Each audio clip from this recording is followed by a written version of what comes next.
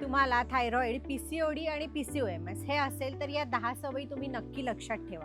सगळ्यात पहिलं की बॉडीचं हायड्रेशन प्रॉपर असलं पाहिजे, पाण्याचा इंटेक हा प्रॉपरच झाला पाहिजे. सेकंड महत्त्वाचं की फायबर इंटेक, की रोज शरीरामध्ये 20 ते 25 ग्राम फायबर हे गेलंच पाहिजे.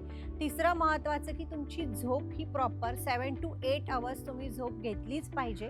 चौथं महत्त्वाचं की तुम्ही शरीराला मूवमेंट प्रॉपर वेळेला शरीराला हालचाल देणे किंवा दिवसभरात शरीराला ॲक्टिव्ह ठेवणे हे महत्त्वाचं आहे.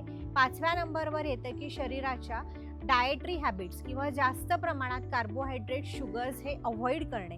6 नंबरवर येतं जे सगळ्यात महत्त्वाचं असणार आहे की शरीराला स्ट्रेंथ ट्रेनिंग देणे. आठवड्यातून 3 दिवस तरी तुम्हाला वेट ट्रेनिंग, स्ट्रेंथ ट्रेनिंग करायचं आहे. त्यानंतर महत्त्वाचं आहे की शरीरामध्ये प्रोटीनचा इंटेक हा खूप व्यवस्थित मात्रेत असला पाहिजे.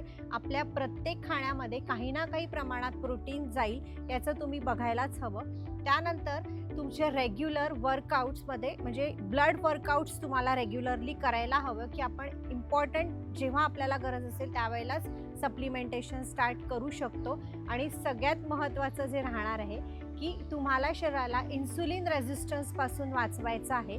त्यासाठी शुगर स्पाइक्स होणार नाही याची काळजी घेणे. हे जर तुम्ही कराल तर नक्कीच तुमचा PCOD आणि PCOMS मॅनेज होऊ शकतो.